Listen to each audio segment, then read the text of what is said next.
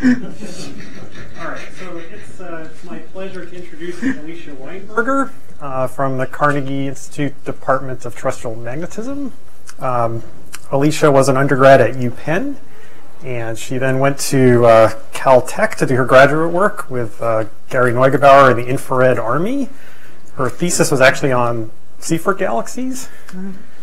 And then she she moved to the NICMOS team at UCLA, where she did some of the early work with that fantastic Hubble Space Telescope instrument, and was an astrobiology fellow. And then in 2001, she moved to Carnegie to join the staff, where she's been ever since. And today she'll tell us about circumstellar disks. Thanks very much. It's fun to be back here. It's been a long time. Fun to see how many people I know here. And it's been so I still have some time on my schedule tomorrow if I haven't talked to you yet. So I want to tell you about some work that I've been doing with a number of postdocs on disk composition and evolution. And is this too loud? I feel like it's echoing. Okay. So I like to think about this, partially because I come from the oddly named Department of Terrestrial Magnetism, where we have a lot of people who work on actual rocks that come from space and actual solar system materials, about how we probe the early history of the solar system astronomically and align it with what they can tell us about the early history of the solar system from a meteoritics perspective. Right, so I always like to joke with them, though, that although they can measure things at 10⁻⁷ precision and micrograms of material, they don't understand solar system formation any better than I do. But they can tell us some really important things, and number one of which, of course, is the age of the solar system, right? And they can tell us that to ridiculous precision, and they date that from the time of the first condensates, the calcium aluminum-rich inclusions. And secondarily, they can tell us that the formation of big solids actually happened very quickly after the first solids formed in the solar system. So that within 1 million years, you were forming large bodies, what we might call planetesimals, in the early solar system. And then they can tell us how long the process took for terrestrial planet formation, because they can measure when the last big impact happened on the moon. Well, actually, they can measure it, but then they argue about what the data mean. So within our department alone, the arguments span about 50 to 100 million years. And 30 is sort of the youngest age that people give for that, and 100 is the largest age. But they can definitely tell us that by 100 million years, the Earth had formed. That means it had suffered the last big impact that was capable of melting the bulk of the silicate mantle of the Earth. So it took 100 million years to form the terrestrial planets. And then, although I just went to a talk last week that claimed no evidence for the late heavy bombardment, they can also tell us by the study of planetary surfaces and presumably the dating of those surfaces, which I guess is now somewhat suspect, that it took another few 100 million years, up to 600 or 800 million years, to clear out most of the remnant planetesimals from our system. And I should say that by planetesimals, I mean things that are under 100 kilometers, say, or 1 to 100 kilometers in size. And I use that as a generic term. I don't know whether they're comet-like in the sense that they're very volatile rich, or they're asteroid-like, or they're differentiated asteroid or non-differentiated asteroid. I just mean a smallish body, which you would have needed in order to build larger things originally. Okay, but at least notice that they've told us nothing about the gas giant planets and the time of formation of the gas giant planets. They can't tell us anything about that. They might be able to infer it from the small body populations and when they formed and some compositional gradients, but those are all heavily dependent on models of numerical simulations of the solar system, not really on actual like decay of radioactive atoms, like something you really know from physics. Okay, but they're able to tell us when the terrestrial planets formed in our solar system. So that at least gives us a clue that if we want to study terrestrial planet formation, we ought to be looking in the first 100 million years. Now we have to be a little bit careful because we have to line up their time zero for the solar system with our time zero for the formation of stars. And we don't really know how to line that up either. We can probably do it within 1 million years, but that starts to be an important time scale for the formation of bodies. So we do have to be careful. But you know, when we're talking about 100 million year time scales that are important for terrestrial planet formation, now we know what stars to look at, right? So astronomically, what astronomers, I would say the number one thing that astronomers have been able to contribute to this discussion is a measurement of the lifetime of disks around other stars. So we know that the planets must have formed out of remnant material flattened into a disk by conservation of angular momentum. And if we can go out and measure the time scale for gas removal from disks, and I'll show you at least a plot of that in a couple of minutes, that actually sets the time for gas giant planet formation much better than it can be set from any actual observation in the solar system. All right. So we observationally can tell that we start with massive gas-rich disks around young stars, and that those disks go away, as I'll show you in a minute, over timescales of a few million years. And then we know that there are planetesimal-dominated disks because we observe them around stars in the age range of 3 to 100 or even larger million years. And now I feel it's our task as astronomers to go and try to tease out the details of what's going on in those disks to try to understand when planets formed, what they would have been made out of, and ultimately to explain the vast diversity of planetary systems, right? We find close-in giant planets, far-out giant planets, fully packed systems, not fully packed systems. All of that diversity had to arise in the physics of the disk somehow, and we need to tease out that distribution of disks that ultimately gave rise to planets. All right, so I'm going to talk both about the end of this massive gas-rich disk stage and then into the debris disk phase today. So to give you another cartoon of what we think is happening over the time period that is what I'll be discussing today, right? We think we start, or we know we start because we can see them, with massive disks of gas and dust. So here the dust is the little red dots and the gas is the blue haze. This is from a review article from a couple of years ago. Our idea is that these particles, the small dust grains, coagulate into larger bodies. Those larger bodies settle to the midplane. There's a process or multiple processes which remove gas from the disk, some combination probably of photoevaporation, accretion onto planets, and accretion onto the central star. And then ultimately you're left with whatever you were able to form, big planets, small planets, planetesimals. And the main way that you can tease out the big picture, how long do disks last, right? What is the time scale that we have for planet formation, is to go to a young group of stars. So this is just an example, say row of Fucus, measure their ages in some way. So for example, by plotting them on an HR diagram where you have luminosity versus temperature and isochrones from theoretical stellar evolution models and reading off an age for the stars. And then counting the number of disks of various types that exist around these stars, right? And then plotting that as a function of age. So you do that in young associations. This is a compilation from a few years ago. And you can now plot the disk frequency, so how many of the stars in each of the associations have a disk as a function of the age of that association. So you have to be able to do two things to do this timescale problem, right? You have to be able to find the disks. And generally, you do that by looking at either a proxy for a disk, like accretion onto the central star. If there's no disk, you can't be accreting material, so you look for H-alpha emission or some other form of accretion. Or you look for the disk directly in its processed radiation from the central star or from accretion luminosity, and that is the infrared emission from the disk. Most of these are done from infrared emission. Then you can look at infrared emission at different temperatures, which would correspond to different locations in the disk. This particular compilation is for inner disks, but the answer actually remarkably stays largely the same for colder dust. And you can see that the half-life for the disk is about a few million years, okay, 3 to 5 million years. And by the time you are out here at 10 million years, and remember, right, my colleagues told me that terrestrial planet formation isn't over until 100 million years. Most inner disks, and that means at temperatures like the terrestrial planet formation region, 300 Kelvin, so have gone away to the level where we can't find them anymore. So we're not seeing a huge amount of the evidence of what's going on in terrestrial planet formation, even though we know in the solar system that it lasted for 100 million years. Okay. So what we can do to learn about the disks is take what nature gives us, right? That's our problem as astronomers. We go out and we see what objects we can actually study that would give us a handle on how these processes occur. And we do that by looking, of course, for stellar associations that are of the appropriate ages to probe the processes that I just talked about. So we want things that are in this stage of getting rid of their initial gas, so at ages of 1 to a few million years.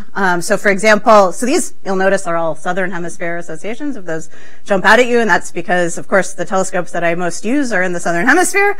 So you have, for example, Rho-Fucus and Chameleon at ages of a million or a few million years, and then at ages sort of older than 10 million years, you have the Scosen complex, and then the scattered associations of a few stars, like TW Hydra association and Beta Pic association, which I'll talk more about later. Okay, so we go out and we look at what nature gives us. So I think I talked in my abstract about having a 3-prong approach. We'll see in 50 minutes how many prongs I throw at you. But my interest is in studying disk samples in order to understand at any given time what is happening to an ensemble of disks at a given age. It's also to study the stars to try to understand more about them, in particular how old they really are, to know what stage of disk evolution we're looking about, and then to study the few disks that we can really do in a lot of detail so that we can really understand something about their individual compositions and their physics, and then see if we can relate that back to the larger samples at each age. All right, so I mentioned this idea of young stellar associations. And the definition of an association, I think, is somewhat loose, because I think it can go anywhere from about a dozen stars, or maybe even one star and a few friends, to thousands of stars. But this is one way of looking at it, which is just a plot, of course, in galactic coordinates, where you see the Scorpius-Centaurus complex. So these are big associations of ages about 10 million years. Upper SCO, Upper Centaurus Lupus, and Lower Centaurus Crux. And then scattered around this area are a lot of young stars that don't seem to belong to those groups. They have different motions through the galaxy, but may form associations of their own, such as the TW Hydra association. So now you're down, instead of having several hundred stars or thousands of stars, you're down to associations that have maybe 30 stars. But the thing that's been really special about these associations is that they are closer to us than any of the others, right? So if we want to look in detail at any disks, our best bet is to look at the nearest stars where we can get the highest spatial resolution. And so the TW Hydra association, of course, named after TW Hydra, which is the closest T Tauri star, the closest young protoplanetary disk star to the sun. And that's why, even though there are many more stars to look at here, I've spent a lot of time looking at TW Hydra and its friends.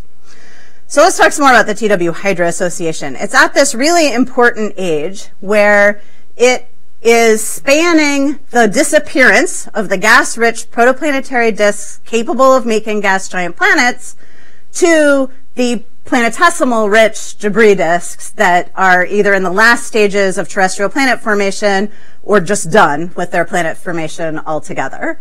So it seems like a natural place to study the evolution and the composition of disks. So here's just a quick disk census. I realize it's a table or list, and nobody likes that. So the really important thing about this list is really the counting exercise. So there are 4 disks that still have enough gas in them that they could be forming giant planet or gas-rich planets. Okay, only 4. Then there are 7 of these debris disks that aren't accreting. They seem to have lost most of their gas. They are in a debris planetesimal dominated phase. And then there are of order 15 or so disks that have no detectable dust at all. All right, so right away, if these disks are all the same age, and I'll come back to that in a couple minutes, but if they are all the same age, like right away, we know that just like all planetary systems don't wind up the same way at ages of gigayears, all disks do not disappear in exactly the same way, even at these very young ages of, say, 10 million years. So we get to study both the gas-rich ones and the debris disk ones, and we get to wonder about why this distribution of disks doesn't extend to very low levels. Like even there are no disks detected, for example, at Kuiper belt levels in the TW Hydra association. They're either more massive, they're much more massive than that, or they are much less massive than that. All right. Well, the place to start seems like it would be TW Hydra, right? The closest protoplanetary disk to the sun. And essentially, I think every observing opportunity that could be thrown at TW Hydra is thrown at TW Hydra. And I can't resist either. So I'll tell you about some new observations with HST.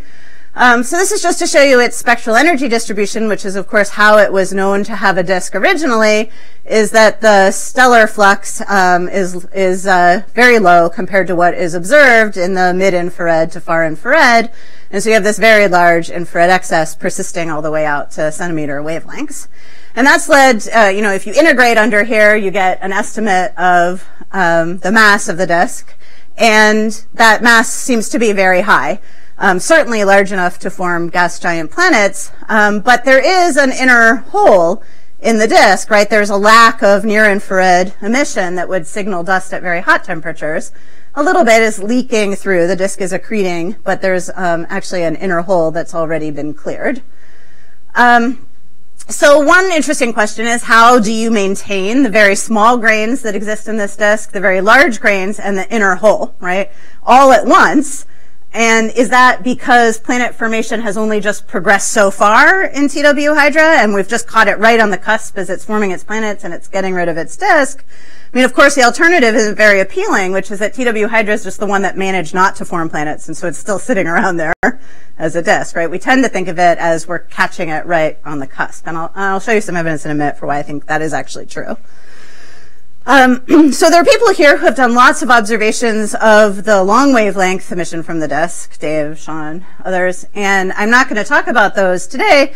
What I'm going to talk about is our observations with the Hubble Space Telescope, which probe the surface of the disk and are able to image it at a wide range of wavelengths and say something about the composition of the dust. So one advantage of scattered light, so this is now light that you're treating the dust particles in the disk as small mirrors. So light from the central star is scattering off of them and back to our telescope, is that that's largely temperature independent, right? So as long as there are a high enough density of small grains to scatter light back to your eye, you're going to see them. So you can see them all the way from as close in as your optical system will permit you to get past the glare of the central star, all the way out to where either you're sensitivity limited or the disk dust is falling away. So over the years now with HST, we have imaged the disk at 7 broadband wavelengths, 7 broadband filters, and some disk spectroscopy from 0.5 to 1 microns with STIS to build up what I call poor woman spectroscopy, right, of the disk. So to build up a spectrum of the disk from 0.5 microns out to 2.2 microns. The disk is gray. So that's a true color-ish, image of the disk combining 3 HST filters if your eyes could see into the infrared. But here's the actual spectrum that shows that grayness. So this is, it's complicated, right? It's a spatially resolved disk. So you can look at that. That's a cube, which isn't very easy to visualize. So we do one-dimensional or two-dimensional cuts through it, right? So I'm going to show you both the spectral cut and the spatial cut through the disk. So on the left here is the spectral cut. So this is a spectrum, right? 0.5 to 2.5 microns. These are just offset for clarity.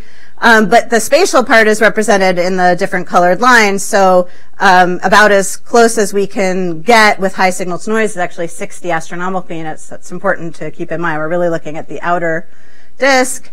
And then we can make spectra of the disk scattered light at a bunch of different wavelengths. And you can see it's pretty gray, right? It's flat. This is with the spectrum of the star divided out, right? We don't care about the fact that it's a red star, right? We care about what the dust is doing. So this is with the stellar spectrum divided out. So something wonky happens at ADAU. So now let's go over here, and now we're looking at the profile of the dust. So the surface brightness corrected for the fact that as you move out from the star, your flux drops like 1 over r squared, and we don't care about that effect. That we understand, right? So we've taken that out by multiplying back through r squared. And so now this is the profile of the disk as a function of distance now at each wavelength, okay? And here's the ADAU, right? Something funny happens in the disk at ADAU, which is actually about where the submillimeter observations show the disk kind of falling off. So at ADAU, there's a depression in the flux that we're getting from the disk. And that depression is more pronounced at shorter wavelengths. This is longest wavelength on the top and shortest wavelength on the bottom. So it's most pronounced at the shortest wavelengths and least pronounced at the longer wavelengths. And to some extent, that tells us that it is an effect on the surface of the disk, because what we probe with scattered light, right? This disk has a lot of gas and dust. It's optically thick. So a huge 30% of the photons from the star are being absorbed, right? And we're only seeing the fraction that are being scattered. And so a lot of the photons go to an optical depth of 1 and they get absorbed, right? Some fraction of the photons scatter before they get to an optical depth of 1, and those are the ones that we're seeing. And so the short wavelength photons don't penetrate as deeply into the disk, right, as the longer wavelength photons. So you're actually seeing even more just the surface of the disk, the shorter in wavelength that you go, and the longer you go, you penetrate a little bit further. But it's all just skimming the surface of the disk. And I should say, you can tell right away just by looking at the size of this thing that it has to be quite flared, right? Because photons are getting to the outer part of the disk without first being absorbed by an inner part. Okay. So how do we understand this dip in the surface brightness at about ADAU at the same time that we understand the flat spectrum? And so to do that, we made radiative transfer models of the disk with Hannah Jane Condell, who was a student here and a postdoc at DTM, now on the faculty at University of Wyoming. And she does optically thick disk models with radiative transfer, and so she can actually look at how much light is being absorbed at each part in the disk.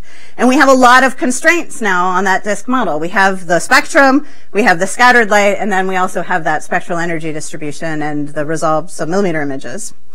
Okay. Oh, I just wanted to show you that the gap, you can actually visualize that depression or that gap in the disk if you stretch your image the right way.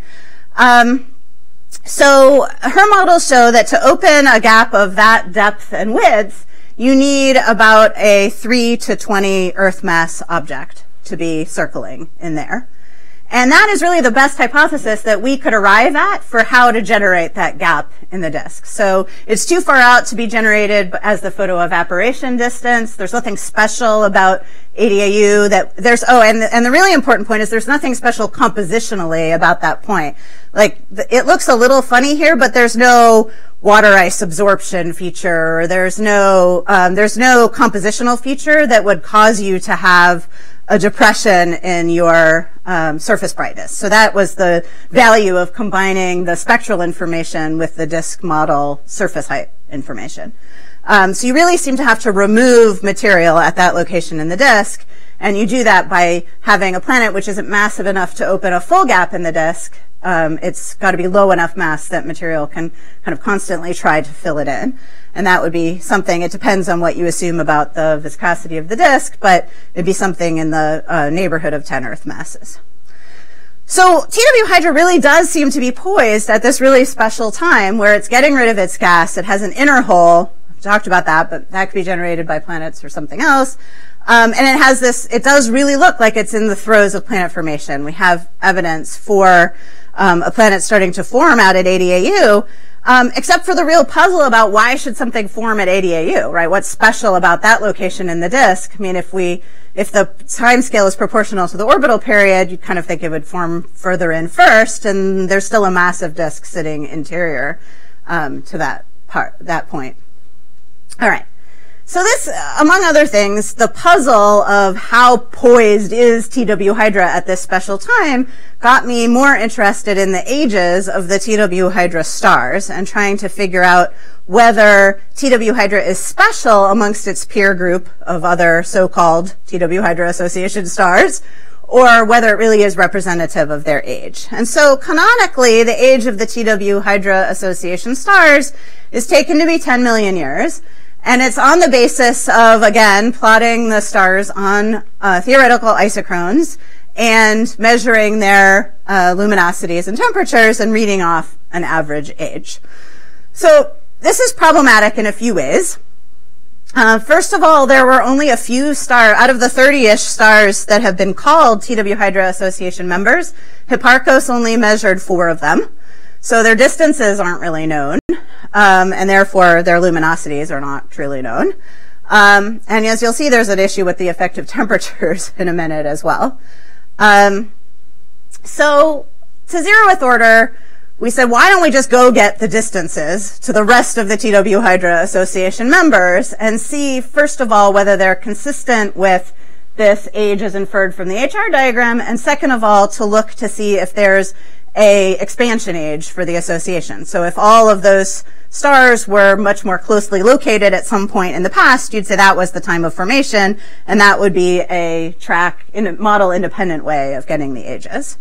So in a totally separate project that I'm not going to talk about at all today, we're conducting an astrometric planet search at Las Campanas Observatory's DuPont telescope, the 2.5-meter telescope, where we're looking for planets in wide orbits around low-mass stars. And as a result, we built a really nice astrometric quality camera for doing sub-milli-arc-second precision astrometry. And when you have a really nice astrometric camera that can do an astrometric planet search where you're trying to do a 10-year project, you can do parallaxes pretty easily.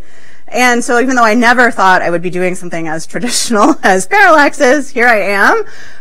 This is CapsCam. It's got a 6.5 arc-minute field of view. It has no filter wheel. It just has an astrometric quality I-band-ish, Z-band filter.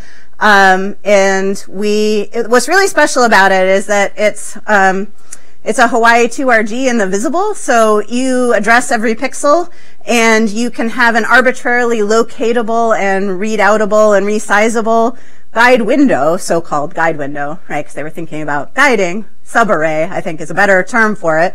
So you read out this subarray that you choose the size of and the location of every, say, 0.2 of a second if you need to. And then this helps you beat the contrast problem for the fact that the star that you're looking at is bright and the reference stars that you want to use in your astrometric frame are faint. So if you're using a traditional CCD and you have to integrate 120 seconds in order to get a good reference background, you've saturated the bleep out of your star that you care about. But if you go really short with a CCD, 0.2 of a second, then you just waste all the time reading out, and you have huge, you're killed by the overhead for doing any kind of survey.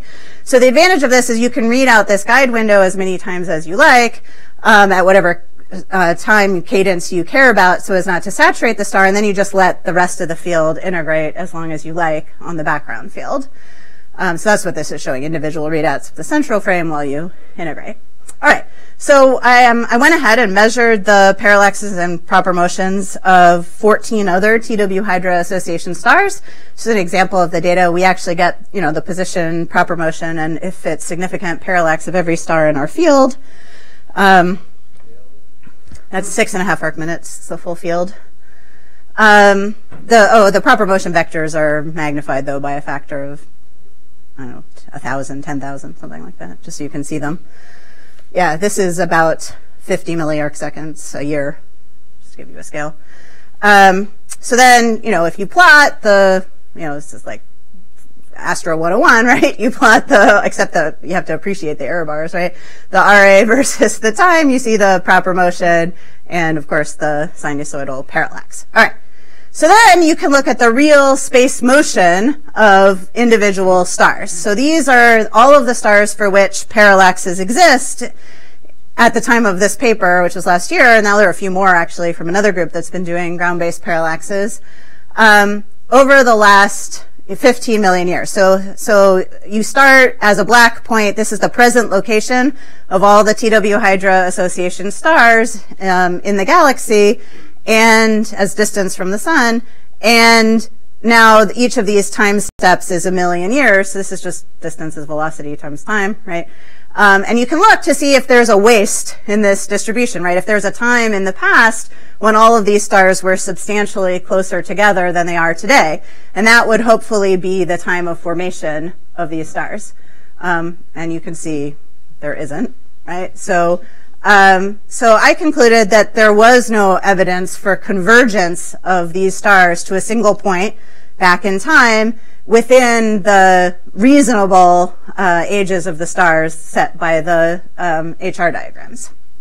Now, a more recent paper with a few yet more parallaxes has shown that if you select the right set of stars out of the larger sample of stars that have been called TW Hydra Association stars, you can find a traceback age of 10 or 11 million years.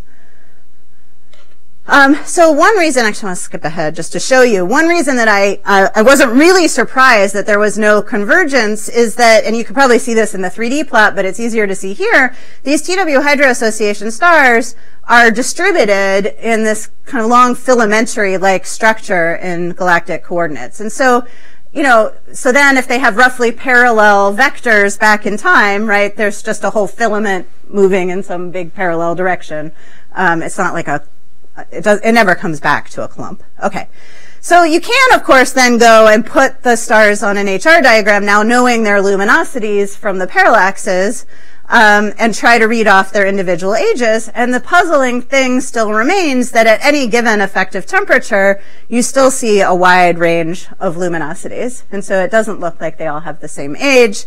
If you plot up a histogram of the ages, they seem to have a large spread. So again, maybe there's no reason to think that all of the stars in this filamentary structure actually formed at exactly the same time, although that complicates our picture of exactly how the disk evolution works as a function of time, right? Now, there are a couple other possibilities for this spread, right? One is that we don't have the effective temperatures right. Now we've nailed down the luminosities, but I haven't said anything about how we got the effective temperatures. And this is an ongoing problem, and it's a real problem for TW Hydra itself. Right, which in the literature is a optical spectral type of K7, right, which places it over here on the HR diagram, where it has always looked really peculiarly old for its fact that it's got this massive protoplanetary disk that nothing else of an age of, 20 million years would have. An infrared spectral type published a few years ago by Vaca and Sandel gives an effective temperature of 3,400 Kelvin. That actually moves it all the way to the young end of the distribution of ages for the TW Hydra Association. And I hear from other people that they prefer solution, that this one maybe didn't properly deal with the effective magnetic fields, and so probably they looked at some magnetic sensitive lines when they did the spectral typing, and so probably the spectral type in the infrared would actually wind up somewhere in the middle. We found that when we compared the optical spectrum of TW Hydra, even just in the optical from 0.4 to 1 micron, the red end is better matched by a redder star, and the blue end is better matched by a bluer star, using spectral templates from the STIS library. So we don't know this direction all that well. Nevertheless, all these spectral types were more or less determined in the same way, okay, usually using the same stellar TIO bands to determine the spectral type. And so hopefully if that's a good relative measure of effective temperature measured the same way, appear to have quite different ages. All right, the other thing, though, is that maybe stars shouldn't actually lie on the same isochrones when they're young, right? So maybe when stars form, they go through periods of episodic accretions. This has been recently suggested by Isabella Braff, who's actually the author of these models, right? That, maybe at very young ages, you shouldn't actually expect all stars to look like they lie along the same isochrone because their initial histories actually matter when they're only ages of a few million years old. By the time they're 50 or 100 million years, all of that initial noise has settled out, but maybe at the very young ages, you would actually expect that they don't quite look like they have the same formation time. So I don't know. But I will just say that the age of roughly 5 to 10 million years that you would read off of the histogram of these ages is consistent at least with a lithium depletion age for the stars as a whole. Okay, so after all that, I realize I have not clarified the age of TW Hydra very much, and I'm going to proceed still on the assumption that these stars are close, within a few million years of each other, but that it is possible that TW Hydra is on the young end of that, and some of the disk list stars are on the old end of that. There's no evidence to suggest that they really had to form at precisely the same time. All right, so let's Oh, I will say just one, this is just a cute aside. One of the stars that we got the distance to is TWA5, which is a spectroscopic binary whose orbit, sorry, it's a spectroscopic binary, but it's also a visual binary whose orbit has been measured. And so you actually know the dynamical mass modulo the distance cubed, right? And the distance taken at the time was this 44 parsec distance, but our distance is actually substantially larger than that. And so if you apply a correction to the dynamical mass from 44 parsecs to 53 parsecs, it actually pushes the dynamical mass of the binary into perfect agreement with stellar evolution models. So that's kind of a cute thing. All right. So I said the TWA Hydra Association straddles disk dispersal, and the other really great example of a disk in the association is 4796A, which is a Debray disk. So here's its spectral energy distribution. Now you can see it really has no near to mid-infrared excess at all. Its disk is well fit by a black body at a single temperature. And it's also a much more luminous star than TW Hydra, which was like a quarter of a solar luminosity, and this is 20.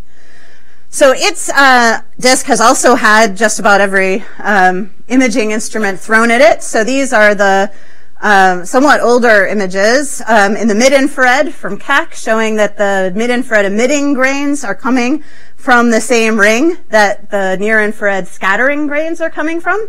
And what's really special then is that this is a disk where you can actually calculate the grain albedos, right? You know how much they're emitting and how much they're scattering. If those are the same grains, you can actually calculate the albedo. And the albedo is one of the few handles that we have on the composition of debris disks. So, right, so debris disks have the problem that they're cold, right? The dust is sitting out here at 70 AU.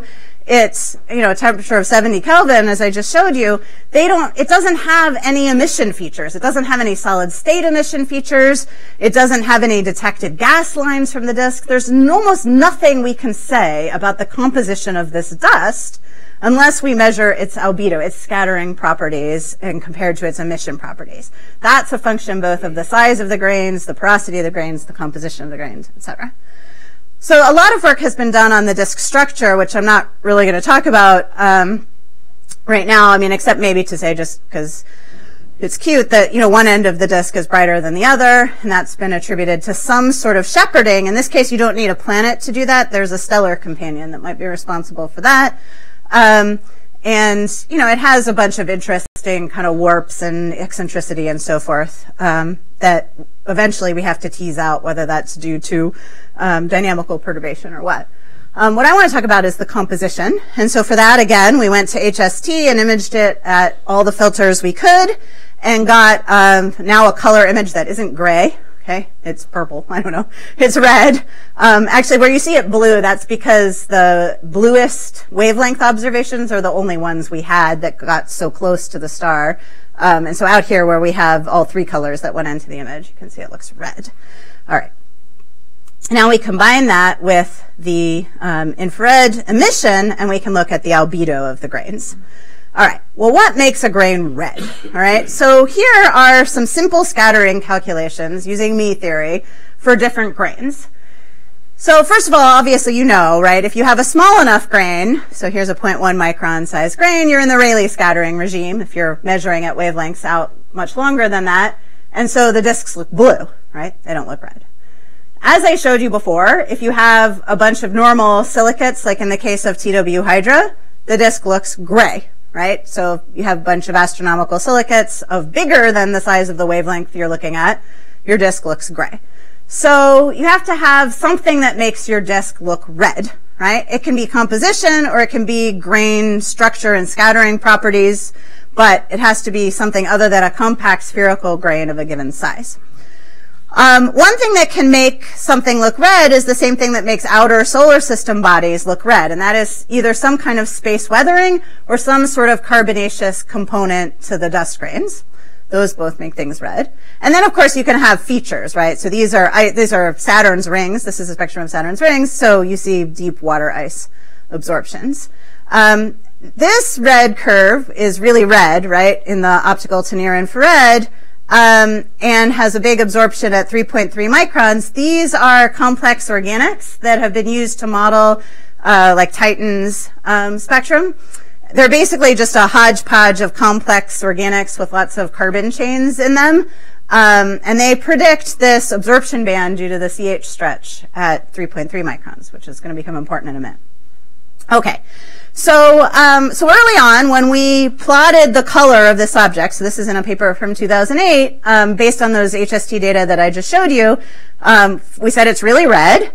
And we compared it to Pholus, which is one of the reddest systems, one of the reddest objects in the outer solar system. So it's a Kuiper belt object. And one thing it does is, so it shares in common with Pholus, which has been modeled to have the complex organics on its surface. So it shares the red color created by those complex organics. It does not, of course, share the deep water ice absorption feature at 2 microns that this HST filter was designed to probe. So we did not discover water grains. That's maybe not water ice grains, maybe not surprising, because the grains that we're looking at are probably small. They're probably around 6 to 10 microns, close to the size that would be blown out by radiation pressure of the central star.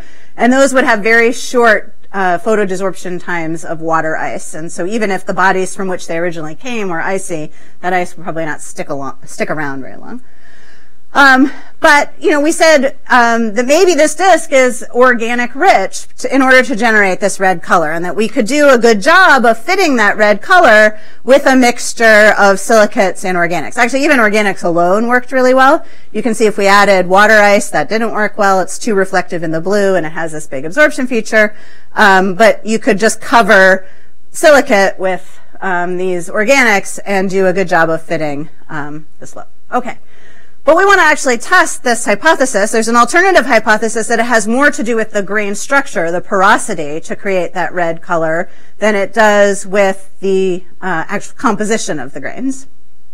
And actually, one of my themes, which hopefully I'm going to get to, is that we need better disk grain models, scattering models. But what we've done now is take the new Magellan adaptive optics system, which just was commissioned on the telescope last year, and had 2 commissioning runs in November of 2012 and April of 2013, and is going to have its first science run open to the Magellan community science run in April of this year, and now will be offered also in the fall in November of this year. So you can get your proposals ready. So now we've used this to image the disk all the way out to the mid-infrared, where I showed you that our Tholin, our complex organic model, had a big 3-micron absorption feature. So here is 2.2 microns, 3.1, 3.3, and 3.7 microns. This filter is right on a very strong water ice absorption line by design. These two are broader bands, so this is the green filter shown here, and then this one is actually a broadband L prime. And so the idea is that, again, we could look at the structure of this absorption band, if it exists out here, and say whether or not we actually see that carbon stretch. Okay, notice I have no points, however, on this plot. So TJ Rodriguez, who's a postdoc at DTM, is working very hard on these data, and he's very close, and he sent me a plot, but he's unwilling to have me show it. But I think he would agree, and I can say out loud, that the points do not show this big, deep absorption band, that they do continue to get red, so they don't flatten off, they continue to get red as you go to longer wavelengths. So if that holds up as he finishes his photometry, then we have to revise our model. So either we do have to go to something like grain porosity to create the redness, or we have to go to a type of organic that doesn't have this big CH stretch, and we also don't, of course, see evidence for water ice absorption at the 3.1 micron band either. So all of those models and the final analysis of the data are in progress. I also wanted to show you, I haven't included it either, but just how beautifully the Magellan AO system works even into the visible. And so, well, I mean, not my visible, I can't see anything at 900 nanometers, but what we might call visible in the sense of detectable by optical visible wavelength detectors. So this is now the 900 nanometer and 1000 nanometer images of the disk, and these two filters taken with the VisAO. So the adaptive optics system at Magellan has two dichroics. So you pick off the light that you need to do the wavefront correction. But if you have a bright star like this one, which is 5th magnitude, I think, you can do the wavelength, you can do the atmospheric correction at wavelengths, shorter than 800 nanometers. So you pick off that light to do the atmospheric wavefront correction, and then you can send the visible light, well, out to 1 micron, right, to a CCD, the Vis-AO camera, and then you can send the near-infrared to the near-infrared camera, Clio, and you just do all of that simultaneously. So these optical images were taken simultaneously with the near-infrared images that I showed you. So, of course, we get the spatial resolution of a 6.5 meter telescope now instead of getting the spatial resolution of a 2.5 meter telescope. I've cheated a little bit here because I've showed you the real pixels of this image, and this is a highly processed image. And you can see some artifacts of the way that we've reduced the data, like carving this big negative hole, because it still is tricky to do AO data analysis because even though the strails reached by this system in the infrared are 95%, the strails in the visible here are only more like 15 to 20%. And so you do still have a lot of scattered flux that you have to remove from the images. But nevertheless, I think these are amazing. And we will include them in our photometry, although they overlap points that we have with HST. Okay. Just for fun, a few years ago, I thought I'd show this. We ran simulations of what this disk would look like with the giant Magellan telescope. And it was boring because it looked just like the model I put in, right? Here's the model of the disk, and here's what the GMT image looked like.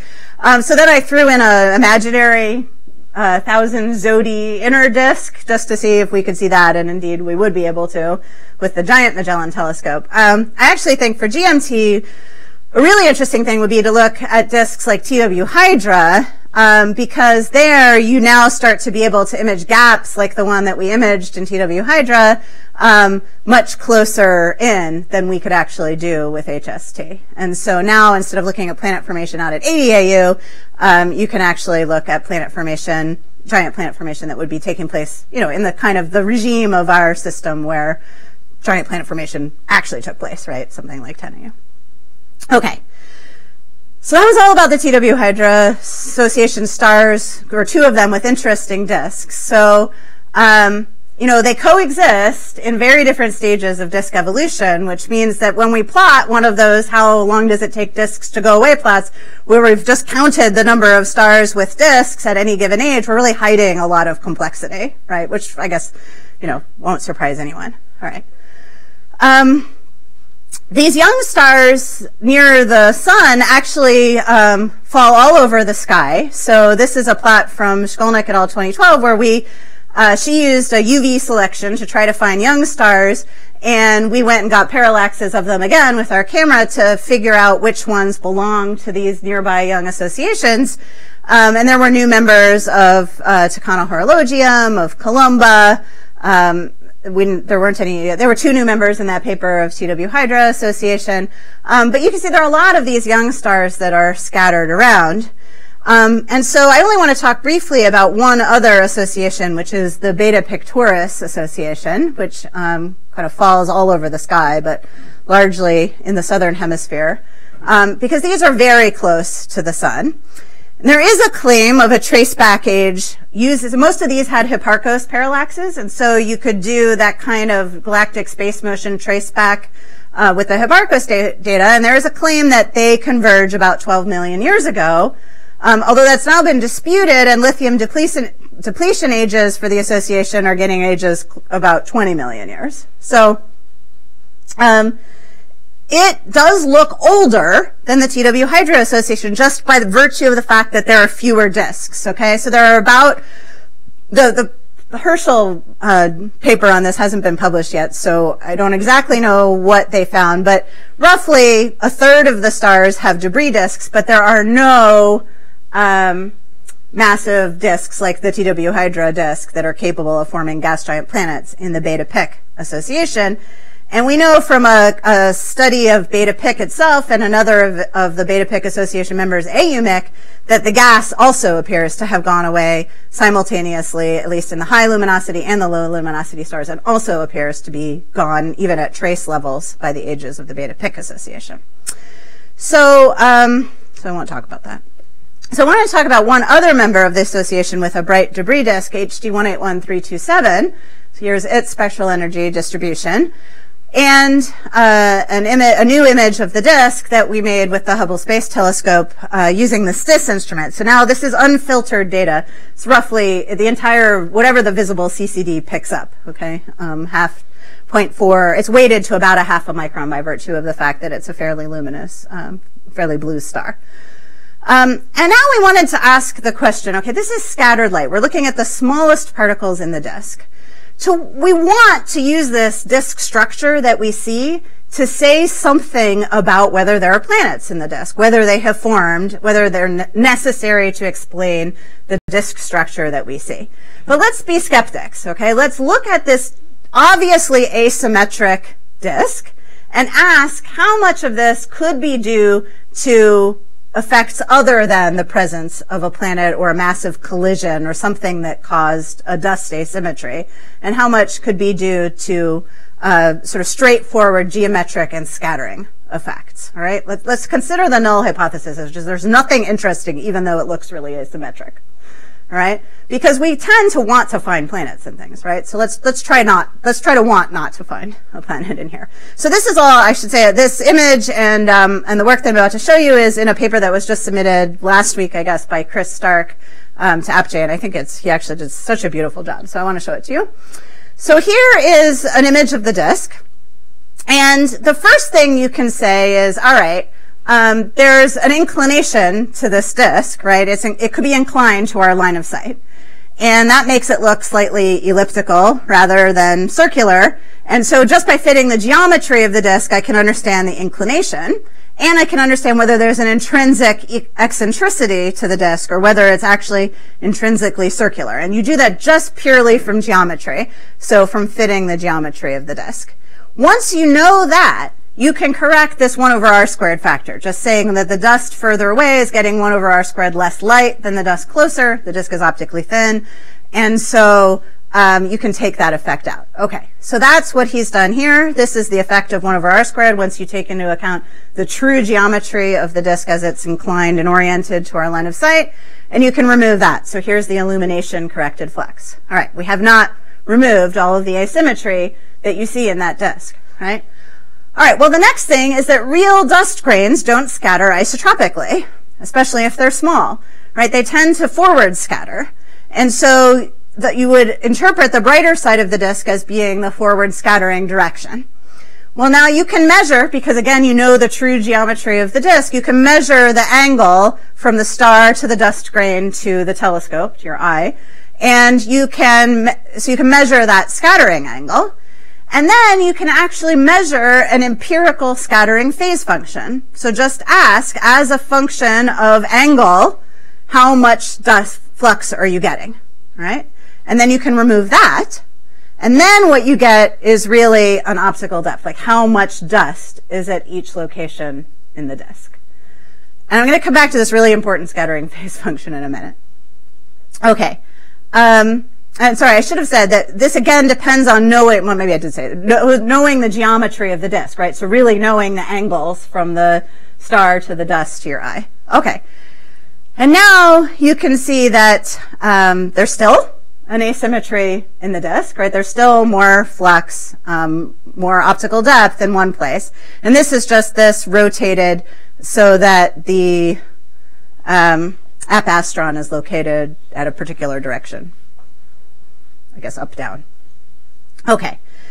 So there are a few things here. So one is we really do think that we've detected an asymmetry in the disk, and the important thing is it really looks nothing like that asymmetry that you would casually see in the original image. So you really have to go through this process to get it right. The second thing is, what does this phase function tell us?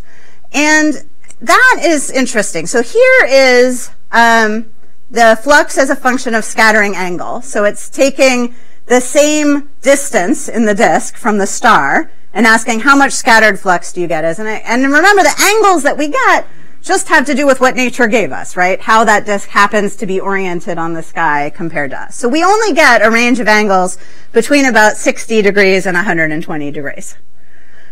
Now, normally what we do is we then interpret, so you can see it's brighter in this direction, fainter in this direction. Okay, so that's the forward scattering. But how do you fit this with what model, right? The traditional grain scattering model is a Henny-Greenstein function. And this would be the average Henny-Greenstein function that would fit. And you can see it has totally the wrong functional form, right? So these grains are not scattering with a Henny-Greenstein function.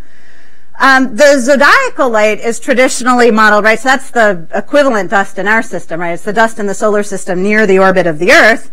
Is traditionally modeled with the combination of, it doesn't look like a Henny-Greenstein function either. It's modeled with two, with a forward scattering component and a backward scattering component. The particular form of those doesn't match this disk, but we can match the grains in this range of scattering angles by a combination of forward and back scattering dust. But we're not measuring that. What that says is that these grains really forward scatter, and we're not seeing most of the flux that is coming off of these grains because it's going in a direction where we can't look. So if we want to measure, again, to measure the composition of the disk, we need the albedo, right? We need the amount of scattered light compared to the amount of emitted light. We really need to understand this phase function. And so that's actually what I think is our task in interpreting scattered light observations in order to get composition in the next few years, is looking at disks of different orientations and really measuring their phase functions and then developing the models that tell us what that says about the grain size and composition, so that we can really interpret the colors of these disks as telling us something about the physical grains, and then by extension the planetesimals from which they form. Okay, that's my hobby horse about scattered light, but let me come back to the asymmetry in the disk that I showed you we found. So this is what it looks like in deprojected, so what it would look like in terms of face-on optical depth. So there's kind of a ring of dust that extends to larger radii. So there are a couple of different ways that we could interpret this. The kind of most fun way, I think, is to say, well, there was a recent collision in the disk, and now those collision products are orbiting and being affected by radiation pressure, and that is consistent with the fact that our empirical scattering phase function indicates smaller grains out here and larger grains in here. So that's consistent with the idea that you had a collision, and now the products are being blown away. There's an alternative, this is the direction of periastron, by the way. So it would say the collision probably happened near or after, say, periastron. There's an alternative idea which has been put about a lot for scattered light observations of disks, which is that if you had a little bit of ISM material and this disk is plowing through it, that ISM material will basically blast your disk grains, and the smallest grains will be affected by the motion of the interstellar medium.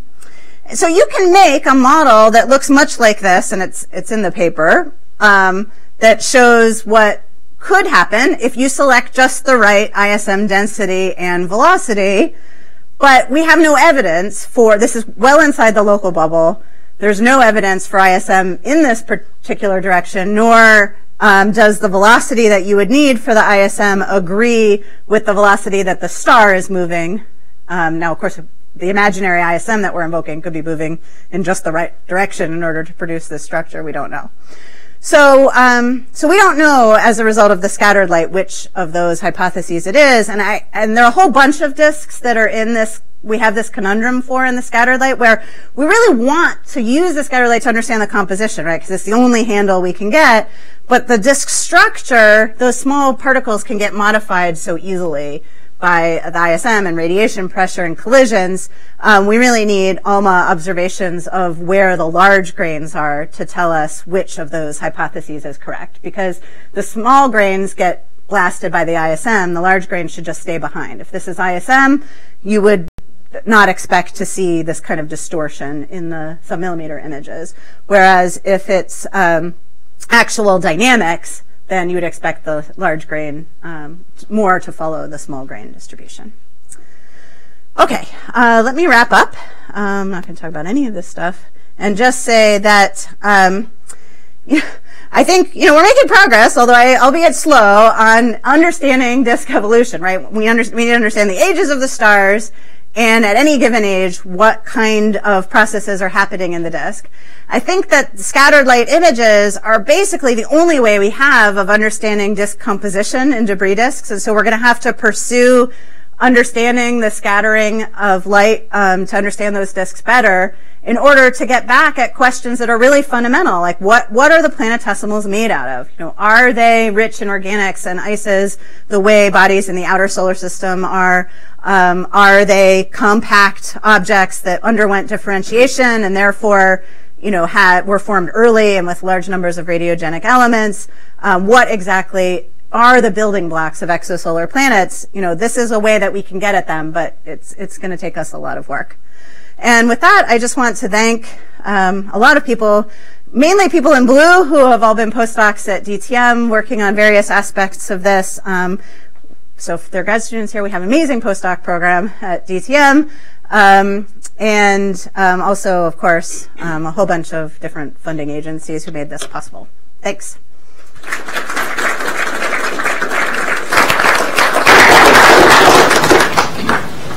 So, questions for Alycia?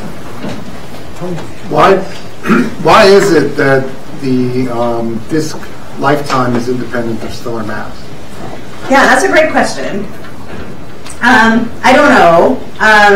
There's a weak evidence that it might not be completely independent of stellar mass, but I mean, one idea would be if it's photoevaporation and the EUV photons that are, or X-ray photons that are most responsible for that photoevaporation are not a strong function of stellar mass. Some of them may be from accretion and therefore, you know, generated as part of the accretion process, which isn't a strong function of stellar mass. You know, low mass stars can have higher X-ray fluxes than high mass stars. So if it's the X-ray that's photoevaporation shouldn't be so strongly dependent on stellar mass, if that's the main way that they dissipate. Ruth?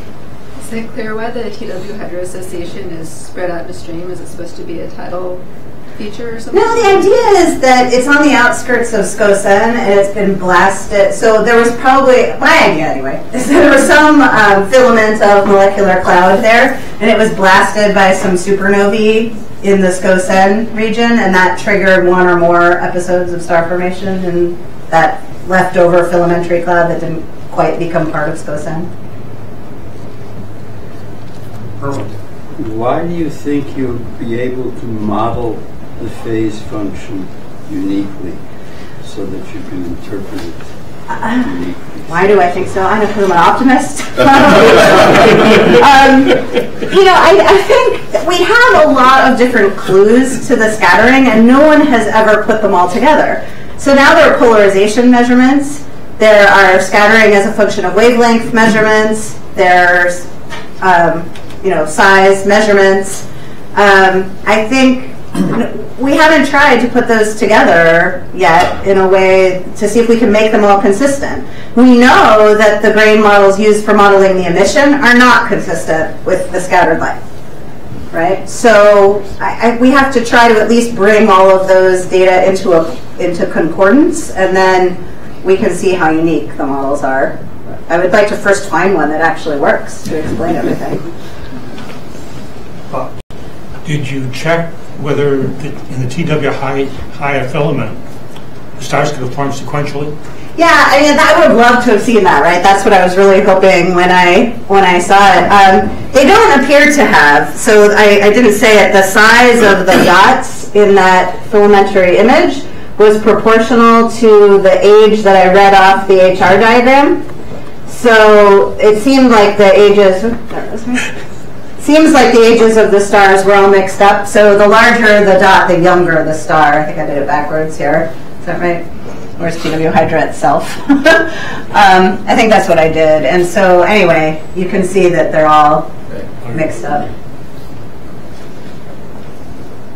More questions? No? Okay. All right, great. Let's thank Alycia.